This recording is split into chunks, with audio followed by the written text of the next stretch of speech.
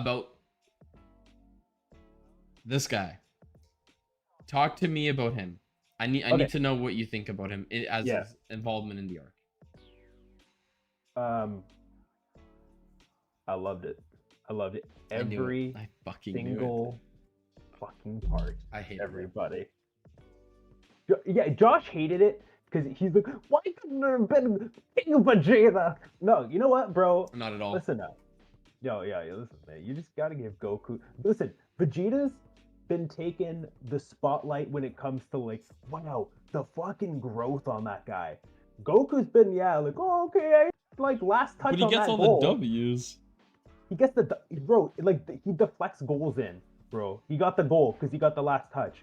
But point is, Goku's been like a very one-dimensional character for a very long time. So for there to be growth, and it was... There's growth? There's growth? I don't see growth, bro. The only part... You're telling me he didn't reconnect with his Saiyan heritage. Oh, he didn't God. literally say out of his mouth, I know what it means now to be proud of who I am. Like, bro, what are you talking? He literally says in the manga, dude, I know who I am. Like, how can you say there was the best part about Bardock's involvement in the arc was when Goku picks up the Scouter. Great moment. Yeah, every time the Scouter comes up, really cool. I love the Bardock fight. The one thing I don't like. Okay, please tell me it's the thing I'm thinking about. It's the Ultra Instinct. Okay, yeah, that's fucking awful. It's awful. Yeah. Like, it's not bad, it's awful. Sense. Yeah, and how about his wish? I'm not gonna say I don't like. Oh, okay, the wish is another weird one. Because since when can, like, do you wish for something to happen? I mean, why didn't Broly, maybe Broly would have been like, no, keep me in this fight with the fusion. Like, I'm good. Like, he didn't get a chance. So maybe this specific dragon's like, yo, bro, I'm just checking in with you first, Bardock. Like, are you trying to leave? Or do you want to stay? And then he goes back, yo, listen, Namekian. So Bardock's going to stay. He doesn't want to go. Like, when is that a thing with the balls? That makes no sense. But, I don't know. That was kind of weird. And I'm not saying that the Ultra Instinct thing, and it was more of a wink, but yeah, it's pretty heavily implied with the way they drew the hair. It's interesting. Look, we're treating this, Josh, here's the thing. We have to treat this now like this is the canon. We can't think of Bardock from the past and be like, bro, he's legit a one issue about that though. One issue. What? Only one issue. What's the one issue? How the fuck does he not save Planet Vegeta then against Frieza? Against that Frieza. That Namex, that completely ruins it now. Okay. It ruins everything. Oh, does it? Okay, so let's talk about it. Let's talk about it, my guy. So when Goku goes Ultra Instinct the first time, yeah, you're right. He held it the whole fucking time, right? And he he was able to just go right back into it. Is that what you're saying? Oh no, wait, that's right. He didn't. He had to keep going in and out and in and out of it. There's no way. No, hold on. And Goku is a way more experienced fighter by this point than his father was. Because Goku's been training for years, many unaccounted for in a hyperbolic time chamber. Cool. Like Goku in power level, you can't even compare. Cool. So if Bardock went, like, you can call it UI for like 5 seconds, I'd say that's believable. No, let me tell you why. What is Ultra Instinct? What's Ultra Instinct? It's God Key, right? No, correct? Yes, it is. Yes, it is. It's considered God Key. Ultra Instinct is still considered God Key. So you're telling me Bardock has God Key, but he can't do anything, even Super Saiyan. He can't go Super Saiyan. He can't even go. So he can go base form to Ultra Instinct, but he can't go Super Saiyan. Oh, come on. There's no way. Like it just makes no sense mechanically at all that he even gets 3 seconds of fucking Ultra Instinct. It makes no sense. Okay, so let me ask you a question. Sure. So, Goku becomes a god when 5 other Saiyans join hands with him and they go through a ritual and he becomes a god, right? Yeah. How did Vegeta do it? He just trained and did it, right? Yeah. Oh. Yeah. Yeah, but you're saying that Vegeta like he just did it. Oh yeah, yeah. So Why? how come? So why do you by think? that logic, why can't Bardock like just do it? Why can't Bardock just do it? Do you understand what you're saying right now? Because you're saying, oh, you're they talking. trained. You're saying, oh, he trained. What did Okay, Bardock well, do? you know what? He had 10,000 base power. Do you know how much 10,000 base power is? Okay, let me just put this in perspective of how weak Bardock really was. Goku's power No. after getting fucking swallowed by a spirit bomb, bro, was like minus a million. Okay, I'll tell you that right now. Put it this way. Bardock's power level, if he were to go to the Namek Saga in Dragon Ball Z, he's losing to people like Dodoria. He's losing to people to like Raccoon. He's losing to people like Ginyu. He's losing everyone. Literally Vegeta went there, and he how many people did Vegeta lose to in Namek, and then went back and clapped their ass? He lost to like Zarbon, right? I believe, and he kind of had a stalemate against Raccoon, but he like beat Dodoria. He beat is it Kui or some shit?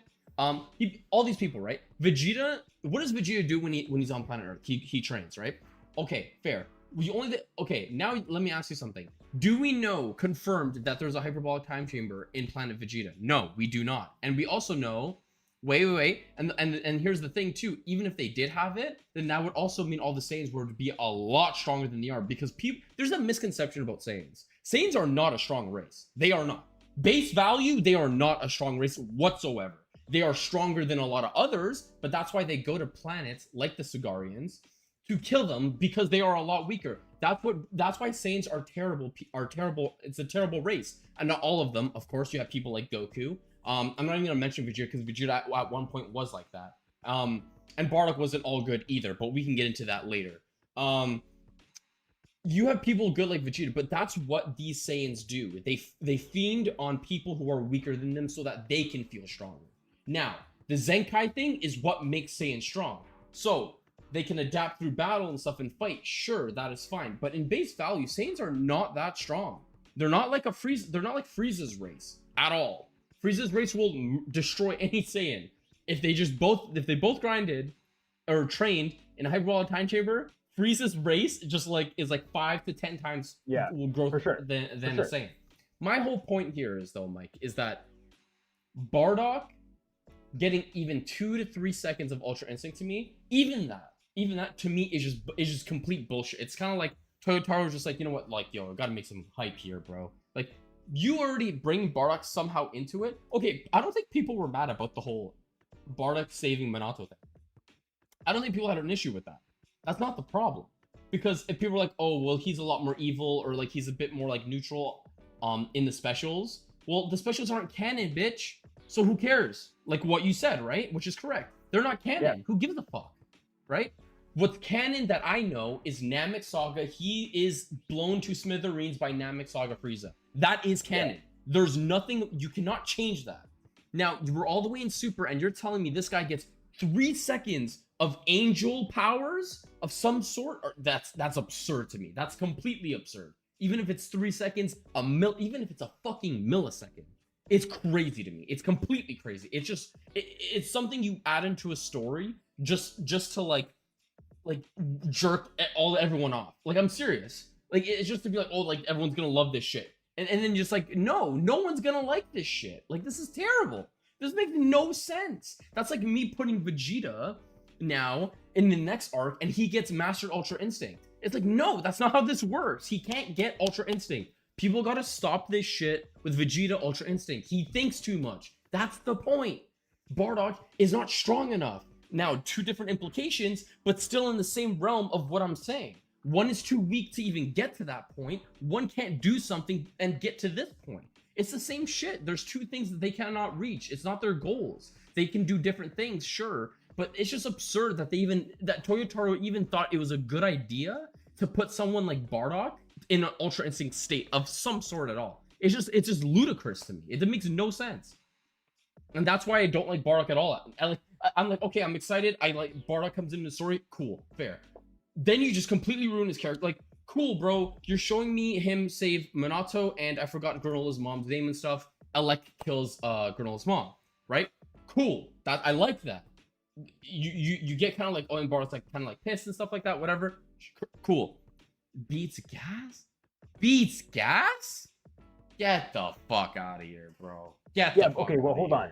he beats. This is a gas that is a different gas than the one we get after the wish. And we This is.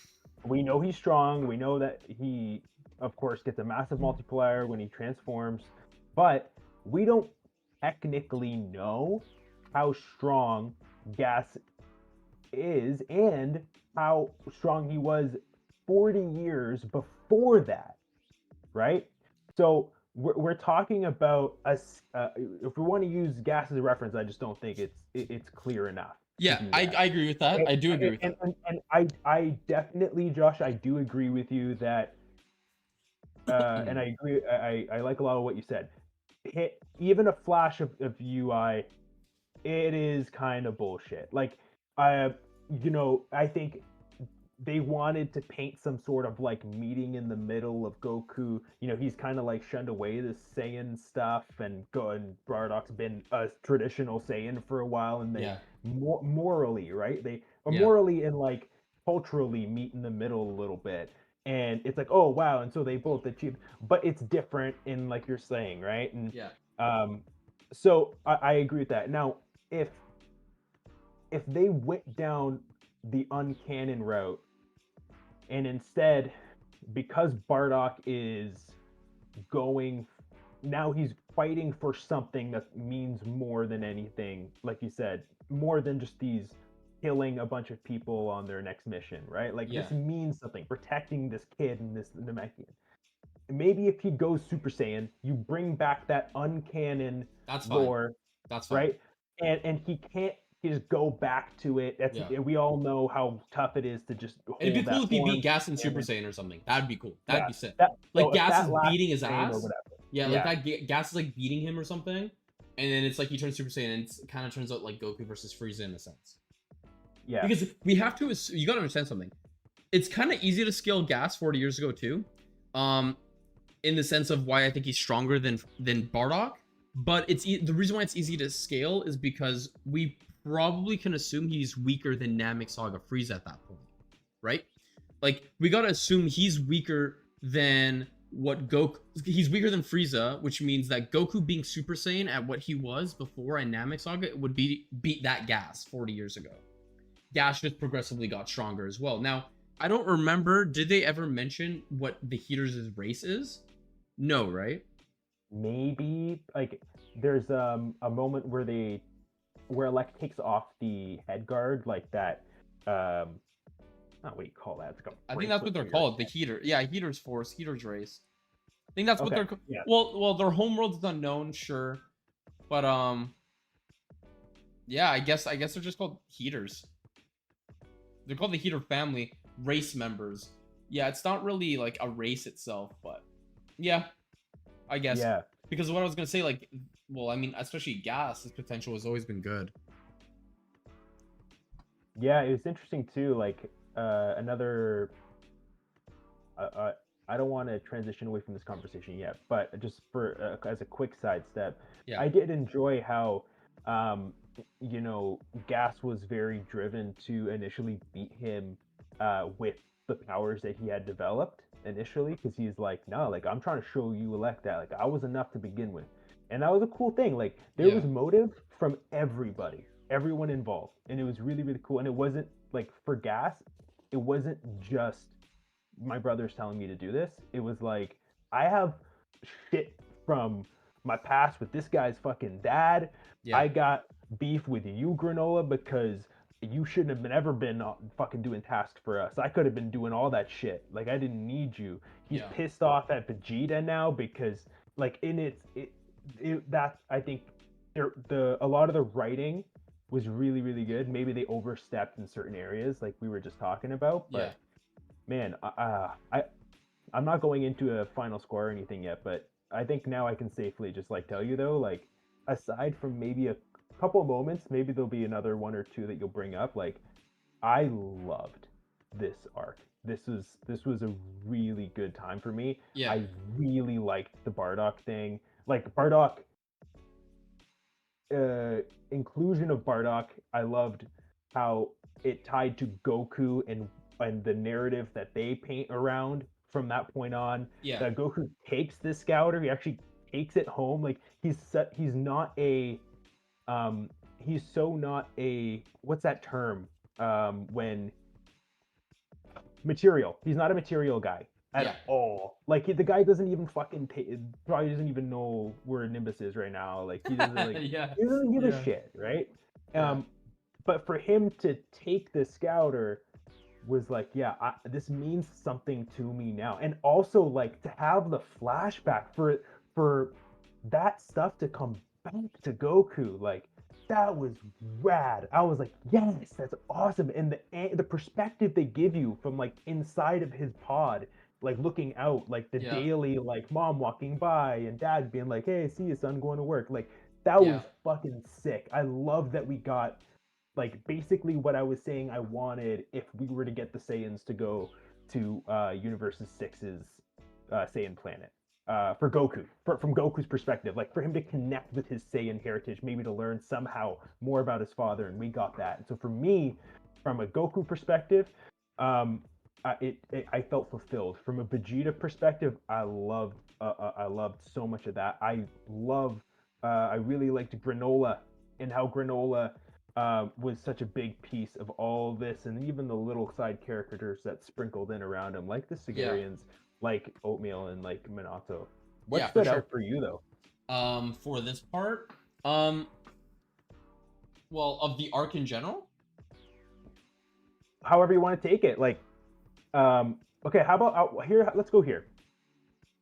I obviously like you've voiced things that you didn't like about the Bardock situation. Before we step away from that, the only thing I know that you did like was the Scouter. Yeah. What like was there anything else about the Bardock situation that you did like? Was it like I wish they just didn't include Bardock, or was it like I wish they treated it Well, I slightly think different? I think them just like lightly adding him to the story in the beginning was actually pretty cool. I think that's how you should have put it. Um, but then having all this stuff that I think was kind of bullshit at the end is kind of what ruined Bardock as a whole for me at that point. But yeah, the scouter thing was pretty cool. I didn't like the wish thing. I did like seeing Bardock on panel though. Like that's the thing. I did like seeing him on panel was cool. Um, Yeah, and that's kind of it really. Like I didn't really like too much about Bardock, I'll be honest with you, but the scouter thing was awesome. Like that part alone makes me not have Bardock himself as like a 0 out of 10 in this arc. Like if they just implemented Bardock really well in the beginning, like just softly just put him in there, just be like, and then Goku like understands a bit more, but like we don't even need the Bardock versus like gas thing, the Ultra Instinct bullshit, the I wish this, forget about Raditz bullshit. Like, no, like, don't care about that. Even if we just yeah, got like that end of volume 17, a bit of the volume 18 stuff where like Alec kills Granolah's mom, stuff like that in the ending there. And then you kind of see how like the ending conclusion, not including the heaters, I think it would have been fine. I think it would have been better. But yeah, overall, not a fan of Bardock, but I did like, well, I'm a fan of Bardock. I'm not a fan of how they implemented Bardock in this arc at all. And and I, into the canon realm yeah, ultimately. yeah, exactly.